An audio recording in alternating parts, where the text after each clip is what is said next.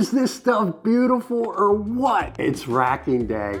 I'm answering all your questions that always come up on my channel. How to do it, when to do it, and hopefully you've been watching this whole series because we started with this banana here and this strawberry as well. And these are the two that we're taking through the series from beginning to end and digging into the weeds of all this stuff. Let's just get into this video, Todd, because we got a lot to discuss.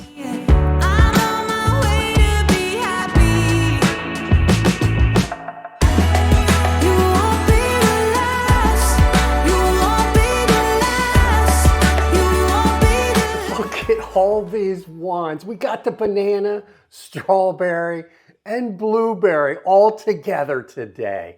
One big happy family. I gotta smell one of these. Oh my God. Strawberry, one of my favorites. Welcome back to the channel. You can see our 3 wines we got going. These are the 2 that we started in this series, the strawberry and banana over here. And this is the blueberry pie wine. I don't know, hopefully you watched that video, but each one of these is in a different stage of refining. We got this one over here that's got bentonite. This one's been filtered for a couple of days, and then we're gonna show you in this video how to rack the banana from the bucket to the secondary, which is what the carboy is used for. I get a lot of questions. What is racking? Everybody talks about racking. What is it? It's the process of letting this settle out, which is going to put your sediment down in the bottom of your carboy. And then we're going to take that wine that's sitting on top of that sediment and get it into another vessel of some kind. That's what racking is. Removing sediment and fine particles that are going to be at the bottom of your carboy. It's the part of the process that's refining your wine, clearing your wine. You'll hear that terminology as well. We're going to get into fine refining after this video, but right now you just know you've got to have a couple of tools. This is known as a racking cane. This is a small one. This is for 1 gallon batches. But what is special about them is this tip right here.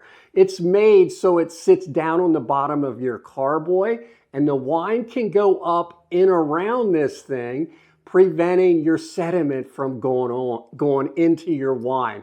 Get the sediment out each time we do this. This is a necessity. And remember, all these supplies that you see in all of my videos, make sure you're checking out our Amazon store because I got it all in there. Everything you need to make wine, all the supplies, the additives is in my Amazon store. I like to make it easy for a one-stop shop. Make sure you're going there. If you need anything that you see in any of my videos, go to this store. Everything that's in my store, I've bought and used. Now for these batches here, I needed a larger racking cane. This one here is for like 5 gallons and 3 gallon carboys. You can see the height here. That's what you want. You want it to be higher than your carboy so it can sit on the bottom. If you're doing 1 gallon batches, you might want to get a small one like this. Now, another thing that your racking cane is going to be used for is when you bottle your wine. You can see the hose here, and this is going to come down where we will take something that you can buy. This is a bottle tip. This will go onto the end of your hose. And what's nice about it, it's got this special tip on the bottom, and we'll go into this when we get to the bottling stage. This special tip releases when this little pin goes in, the wine will fill your bottles. When you lift it up, it stops to put it into your next bottle. Again, all you need to know is we're going to use one of these and show you when we get to the bottling stage. Now, let's just show you how we got to the banana to this stage. Now, the bubbler you can see is really slowed down. When it's about 30 seconds to a minute apart, it's time to rack it.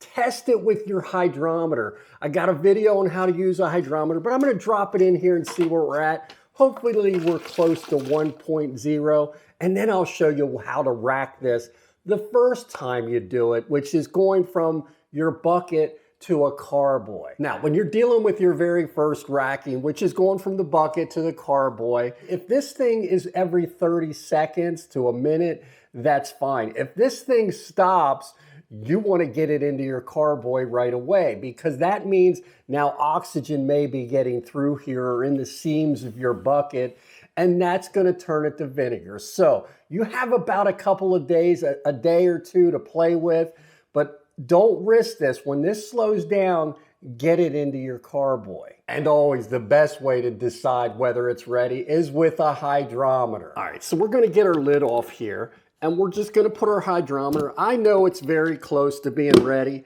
I just want to show you this. I'm just going to move this over a little bit. We don't want to disturb all that yeast that might be on the bottom. This should go all the way down to about where that red is. That's what we're shooting for. So there we go. You can see it disappears pretty quick. And I know it's at 1.0. I'll get you a close up to show you here. Perfect. All right, I got my sanitized racking cane. That's what you want. Now, one thing you want to make sure is your bucket, when you're racking, has to be higher than where your carboy. I got the carboy sitting on the floor, my wine on my counter. That's how the siphon part works. You got to have that lower. The siphon will not work if you have them side by side. Get all the sanitizer out that you can. I'm going to put the hose down in my carboy, and I'll get you a close up of this once this gets going. And we're going to put this in here and get a siphon going. And there we go. We got our wine going down into our carboy. That's what racking is. It's fun. And all we're trying to do is to get that dead yeast out that's at the bottom and get all the sediment that might be in there. So that's going down in our carboy. I'll get you close up. Look at this banana wine. Isn't this the beautiful color? This is going to turn a very pale yellow when it's all done. And I'm going to show you here, we're going to move back up to the top. One thing that is a critical tip that you've got to know about when racking wine. Now, when you have one person, it is a little bit harder to rack sometimes these big batches, because you can see what I did is I tilted this bucket. If I had two people, I'd be having somebody tilt this as we go. But do you see what I do? All you want to do is maybe lift this bag up a little bit. You do not want to squeeze this bag, period, because it's just going to put a lot of fine particles in your wine. That's what we're trying to eliminate, fine particles in the racking process. That's all I'm going to do is slowly lift this bag, let it drain naturally, and make sure you're watching your carboy too. You don't want to overflow that, as I've done many times. This is going to be perfect for this 5 gallons. There you go. I'm just slowly tilting it. Hopefully you can see this. I only got so many hands. We're going to use just about all of this, I think, to top this off. All my recipes come out very close. If I make a 3-gallon batch, it's pretty much fitting in a 3-gallon carboy. Same with a 5 and a 1 gallon. And there we go. So there you can see, we came up very close. So what do? I got a video on this most common problem. Make sure you're watching that video. I don't want to get into it too much because this is about racking, but it is okay to put a little bit of water in here.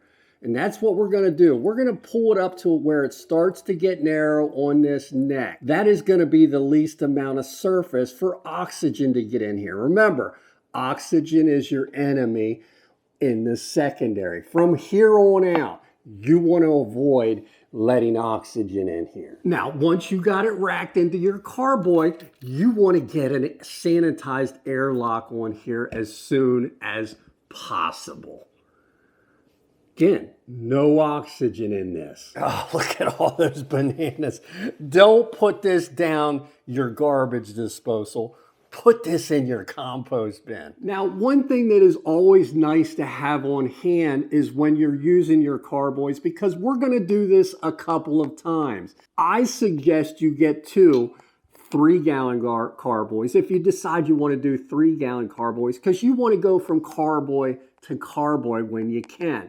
When I started out in this hobby, what I would do is I would take it from carboy to bucket, clean this out, get all that sediment and re-sanitize it, and put it back in. And that was a pain because it was a lot more work until I finally got a second carboy. And then I just take it from carboy to carboy. So another question that I always get about the racking process is, how many times do you have to rack it? You're going to do it from the bucket to the carboy. I consider that the first racking because we're getting a lot of that dead yeast out at the bottom of the bucket. That's number one. I suggest you always do 2 more, and then you're going to use the bentonite or some refining agent in the final one. Now, I know a lot of yous and a lot of people I talk to, they rack this 7 to 10 times. Absolutely not necessary. You can let this in this carboy for as long as you want. If you just want to let it in here for, months, you can. As long as you're keeping oxygen out, you're going to be fine. So I would suggest rather than many rackings, leave it in your carboy a little bit longer to settle out a little bit more. That's my 2 cents. Because remember, every time you're racking it, it's going into an empty carboy, and that's filled with oxygen. Remember, oxygen is your enemy in the secondary fermentation part. When it's in a carboy, you want to keep oxygen out. That's why multiple rackings are going to be a detriment. Only do as many as you think you need to do. When it's clear enough for you, stop and bottle it. Because ultimately, you get to decide when it's clear enough for you. Now, maybe there's a case that if you're not using a mesh bag like this to put your fruit in, I can see where many rackings will be necessary. Don't skip the mesh bag.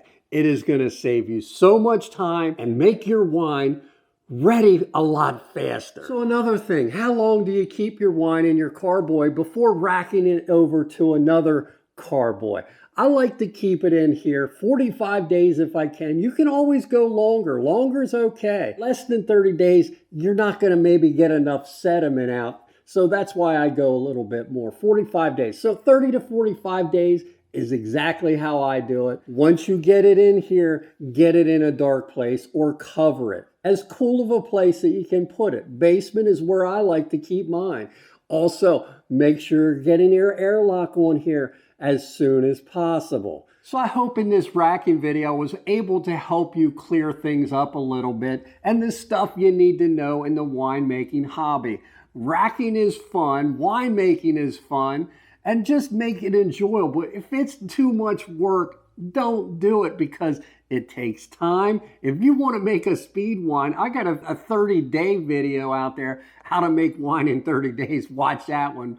But I always prefer taking my time, let everything do its work on its own. Remember, when we get to this point, we don't want direct sunlight. I will put these in the basement after each racking, or if I don't have a basement, put them somewhere that you can wrap a towel around. Direct sunlight is not good for this wine. So until next time, make sure you're liking and subscribing. Follow us on Instagram because there's a lot more stuff on there. How to Done Right.